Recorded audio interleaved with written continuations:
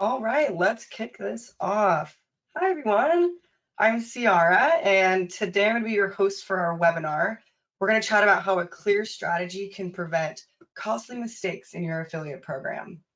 Let's get started.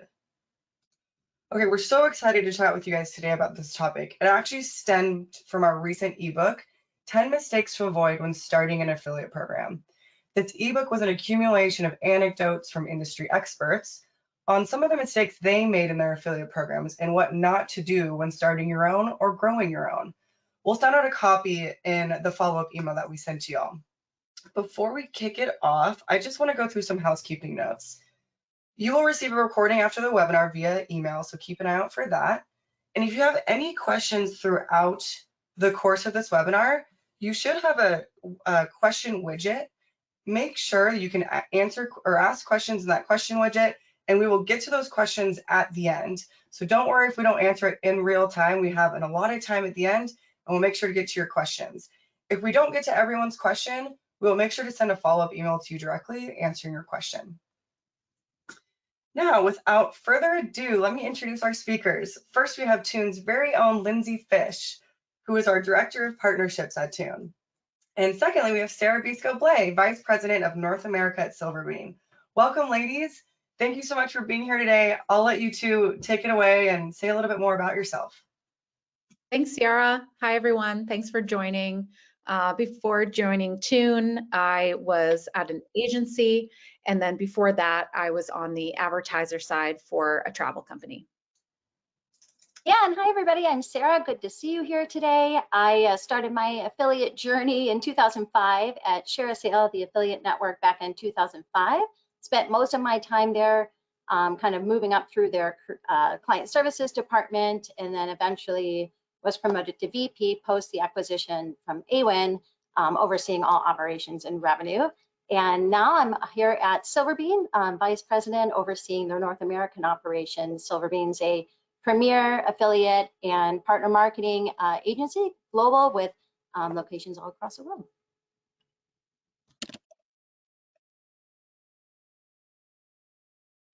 Wonderful. So let's dive in. We wanted to start out with this quote about strategy because we're covering everything you need to consider when starting a strategy. So, a vision without a strategy remains an illusion. And I think this really rings true for the affiliate channel. All too often we see businesses who want to turn their affiliate channel on without a plan in place or without hiring an agency team to help you put that plan in place. So only once a clear strategy is developed will you reach your affiliate goals.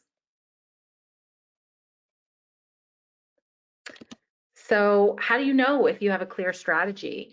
If you're not sure, we're certainly glad you're here. Sarah and I will be going through the following slides covering the top items you should be considering for your program. And hopefully when you leave, you'll feel like you have the key elements where we're covering 5 main topics.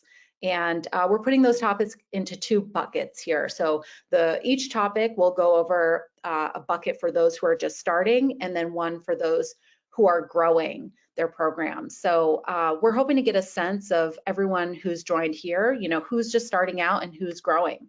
So to kick things off, Ciara is going to send out a poll, and you'll just click if you're starting or growing. We'll have about a minute here for everybody to fill this out.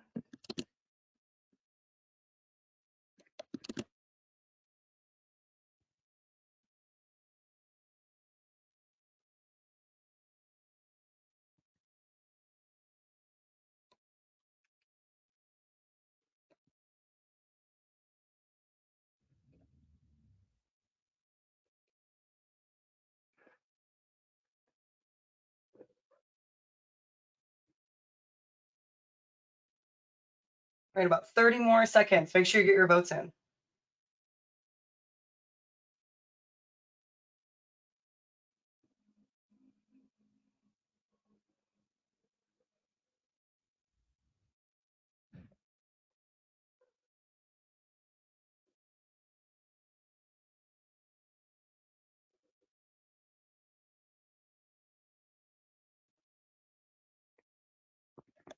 Okay, fantastic. So it's a 70-30 split. 70% of you are established. That's fantastic.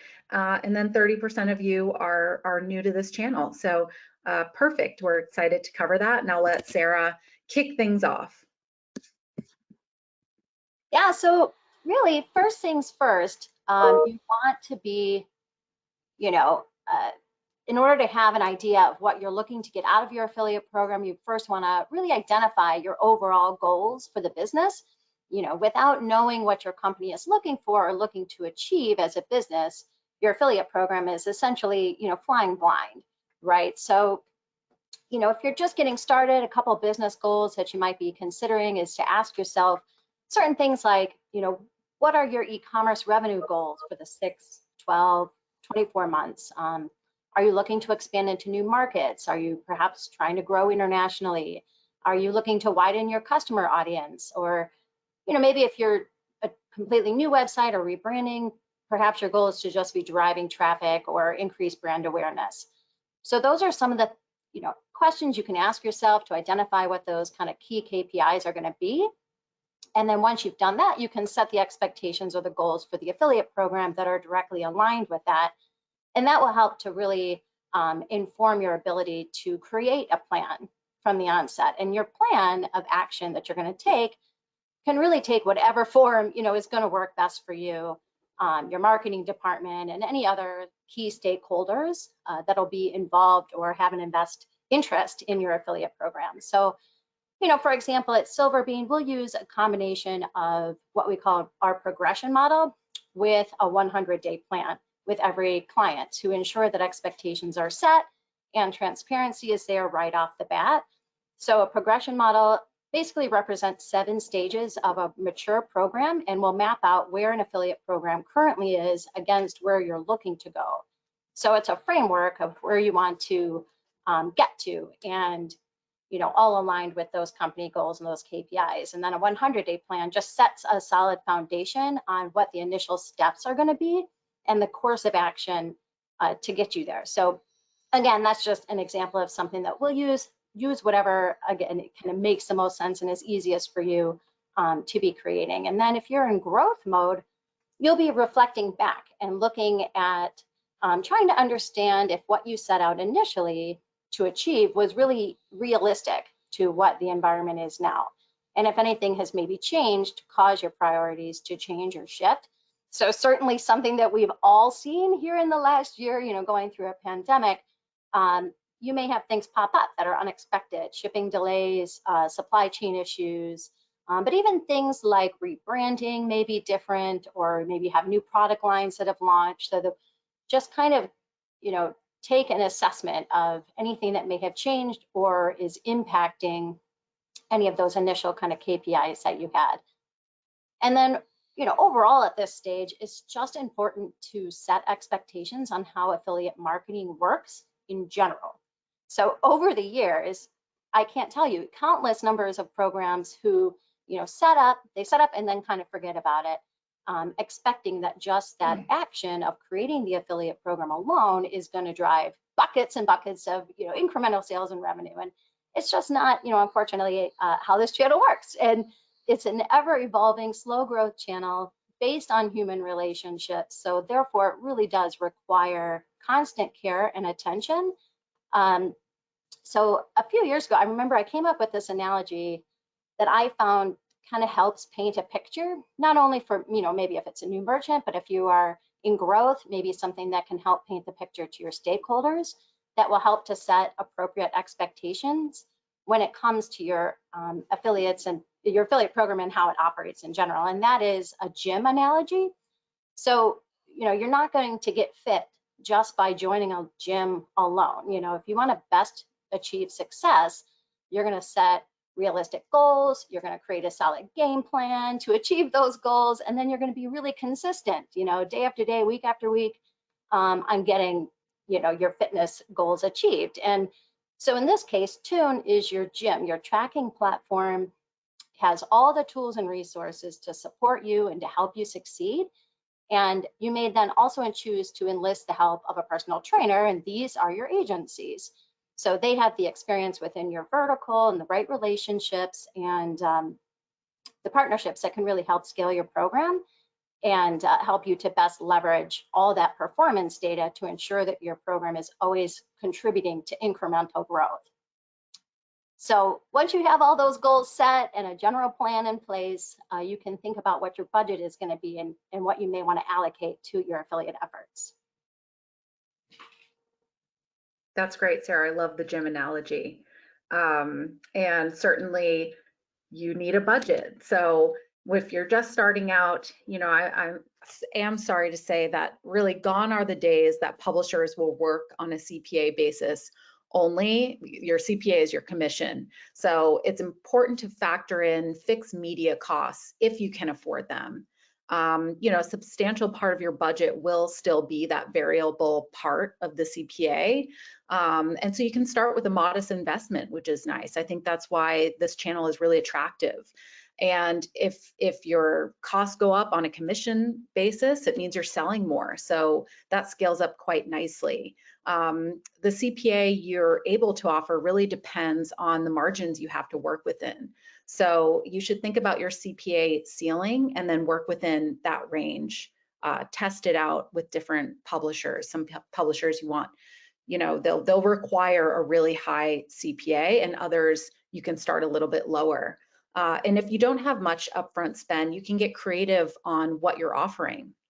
If you have a little bit more wiggle room and have more of a, you know, a tangible product, you can offer free product in exchange, or run longer term placement deals for a lower cost.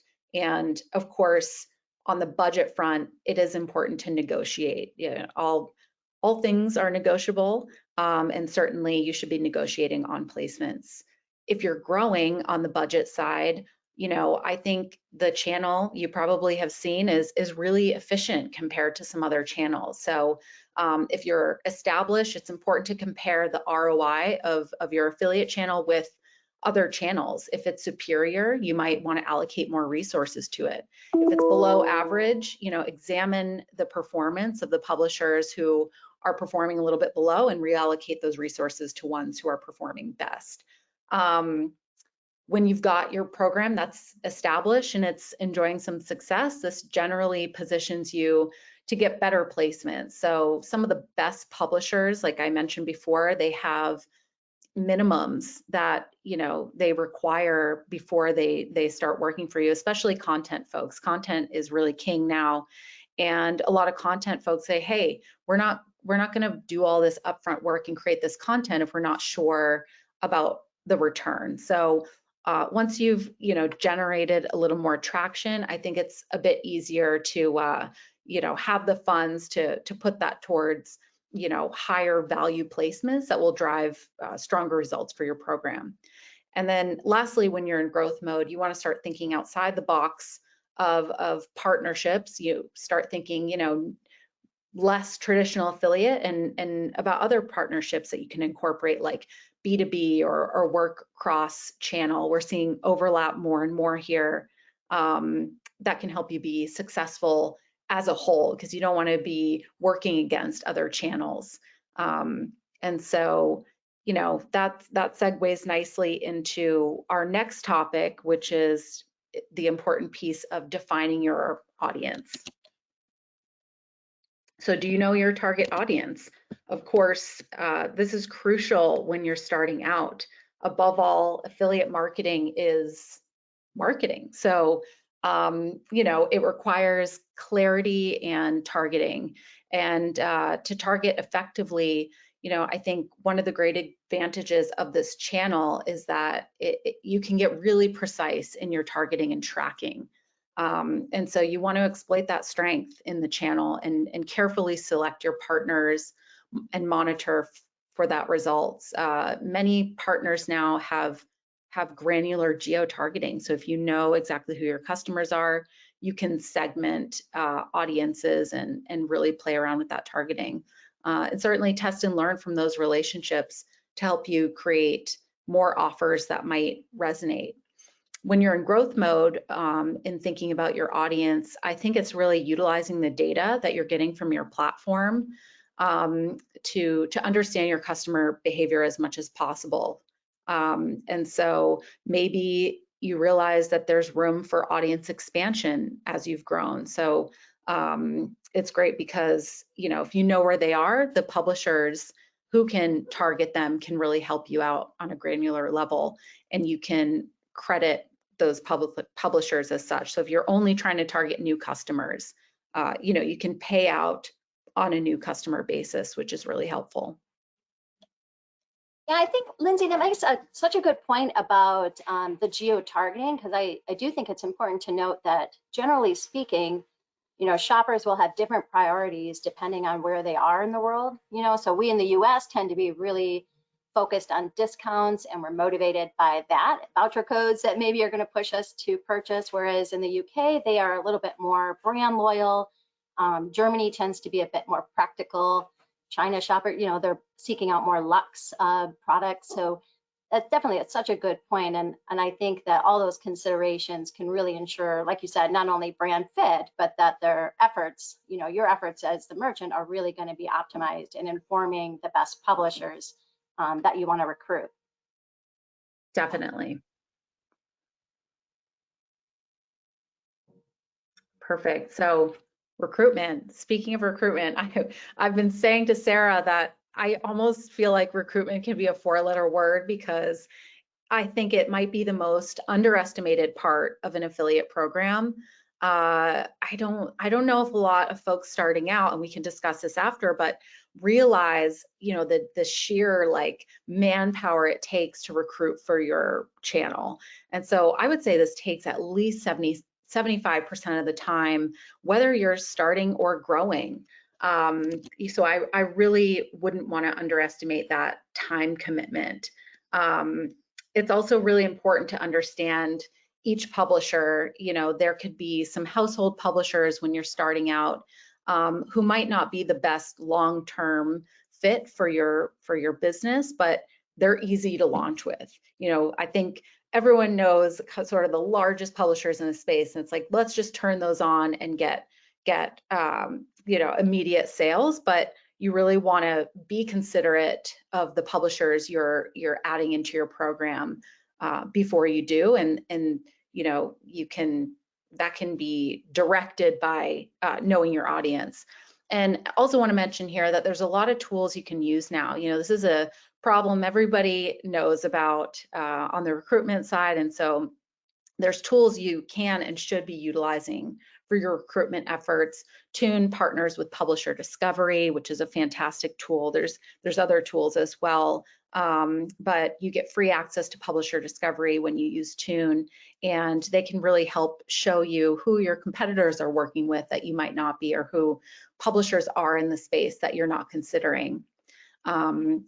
For growth mode folks, when you're considering recruitment, I think it's really important to be categorizing your publishers in your program. And so have those publishers groups clearly identified and outlined. And then you can segment your reporting, cater to those groups, so you can see which groups are performing the best for your channel. Lastly, I think oftentimes we only see about 10% of the publishers in a program actually driving revenue. So it's important to sort of do an audit on a regular cadence and see, okay, which publishers used to generate revenue, maybe they were running a campaign and now they aren't. And so you can reactivate those publishers, engage with them again, and start working on the mid to long tail publishers as well. Some of those micro publishers in your program, they might not, they might look like small cookies within the program, but they all really add up. Yeah, so right. I think that overall, it's always underestimated how much time recruitment can take. And, with that, the importance of really allocating your resources appropriately. So we always talk about, always reminding ourselves, is the juice going to be worth the squeeze? Is a phrase that my CEO likes to throw around a lot. So, it's so easy to kind of go down a rabbit hole of busy work, and you can lose focus quickly on what's really essential to your program. So always, my advice would always be always be thinking about if the publishers that you're going after are going to contribute to your success and are directly aligned, to those program goals that we set out at the very beginning.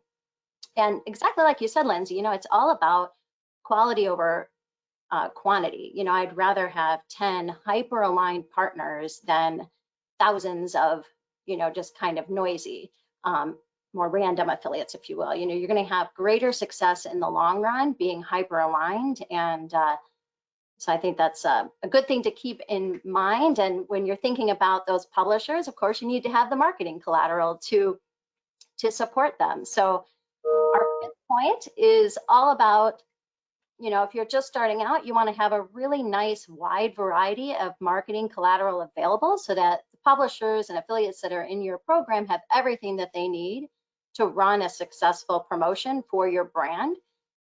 So informed by the points that we just went through, all 4 points there, you can use that to think about what your publishers are going to need. So that can include anything from coupon codes, it could be product data feed, text links, banner creatives, but even sample keyword lists, perhaps content ideas, think about vanity codes or vanity URLs. You could have bonus plans. I mean, there's tons and tons of different supporting creative and collateral that you could think about.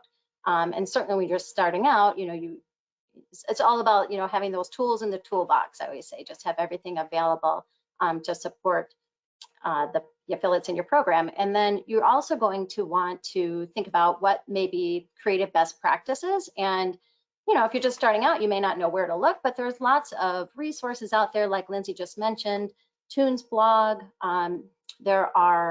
You can reach out to your agency contacts or your LinkedIn contacts, or even affiliate industry, groups or whomever, you can rely on your affiliates even to just ask, do you have everything you need? Is this, do you need anything else? Sometimes merchants may create custom banners, if need be. So that kind of thing. Just kind of think about different flexible options there. And then you'll also want to think about how you're going to be communicating with these affiliates. So email does tend to be a preferred mode of communication. So just make sure that you have an efficient way of collecting those emails, sending your newsletters, thinking about, testing out different subject lines, different content, so you can kind of keep an eye on that engagement. But you also may want to consider additional ways that you can communicate with your affiliate partners as well, like maybe you're going to be creating a Slack channel or a Facebook group, maybe a dedicated affiliate blog or affiliate page on your site. There could be all sorts of different ways that you can communicate with your affiliates. And as you grow, if you're in growth mode, that will be something that you can then look back on to see what people are engaging with or being involved with the most. And so maybe you need to change up your strategy there on how you're reaching out. And similarly, take a look or take stock in the creative inventory that you have. Again, through the years, I've seen so many programs that maybe set all their creatives up way in the beginning and then just kind of leave them there. And especially if you change hands, if affiliate program managers have changed hands over time, people coming into the program may not know or be aware of what's already been created. So you may have, make sure that your coupon codes are all up to date. You don't have codes out there from years ago, or especially if you've rebranded, make sure that all those banners are updated with your new branding, that kind of thing. So just make sure that everything is fresh. And similarly with things like data feeds, make sure that those are constantly being updated, maybe once a month. This not only helps you to ensure that everything is going to be on brand, but also gives your affiliate trust in what's being presented to them. So they know, like, yeah, if I go to this program, I know everything here is what it needs to be, and I'm going to be promoting to the best of my abilities. And like I said, too, this is also where you can take a look at the effectiveness of your outreach. So doing some A/B testing with those emails. Did you have great open rates? If you're doing the Slack channel, are people actually communicating with you? So again, when you're doing things like communicating with affiliates, I think it's all about consistency is really the key. So making sure that you're consistently reaching out, you have new things to say. And actually, we were just talking about this ahead of our call. Maybe you're thinking, how often do I need to be communicating with my affiliates? And I think that it really depends on the different programs. Some programs may have more to talk about. You know, if you have a huge product inventory, you may have prices changing all the time. So you may be communicating more frequently than others, but at least, you know, once a month at the minimum, I would say. And some you might have on speed dial, right, Sarah? Change this right now. Yeah. Oh, and there we go. Perfect. Yes. So key takeaways here, and we want to leave time for questions, so we'll quickly run through these. You want to set realistic expectations, focus on the budget, know what you can work within a budget, identify that target audience, get a recruitment plan in place, and dedicate your time to build those relationships, and then work on your collateral. Make sure you've got all the assets needed.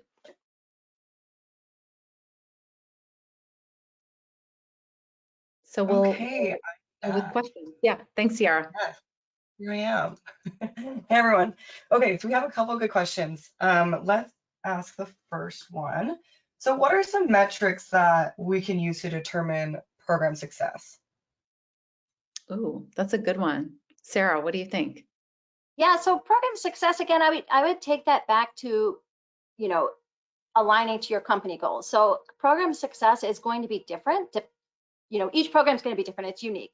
There is no one answer fits all. It's, you know, like I said, if you maybe are a new website or if you have a new product, success may be, did we drive traffic to the website? And that's all that you need. If you're more established, maybe it is going to be more of a revenue goal. You could have a lead campaign. So it might be, how many signups did we have? Did we get verified members to our app?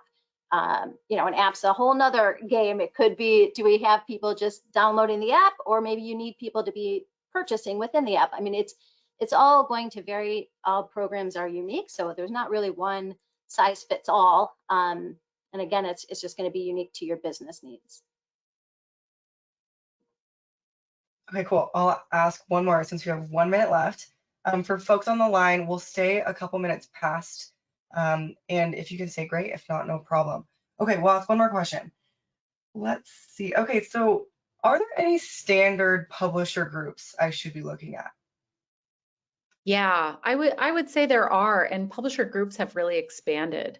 Of course, you've got your deal sites, your coupon sites. I tend to group those in the same. You've got content. If you want to get more granular with grouping, you could you know, take out specific content sites.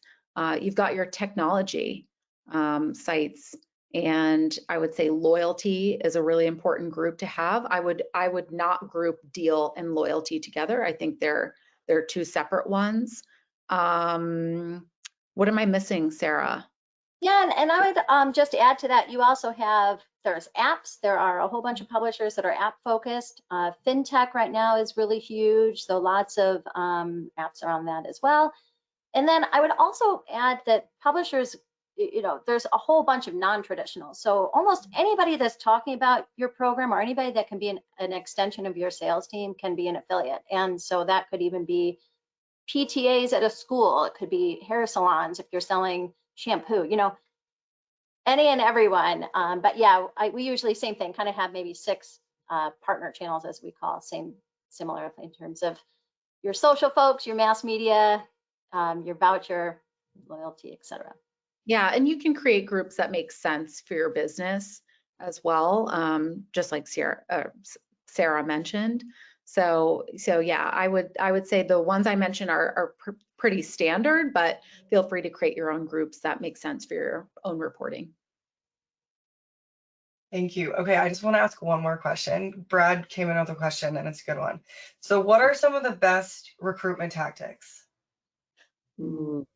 There's so many. I like the good old Google recruitment tactic, just going down the rabbit hole and trying to doing some stalking. That's like pretty standard tactic. And then the tools out there, I would say, you know, I mentioned publisher discovery, but there's also a lot of folks coming in that are really helpful with Recruitment Lift. There's Grovia Partners, that operates sort of like an agency that can run a recruitment arm for you.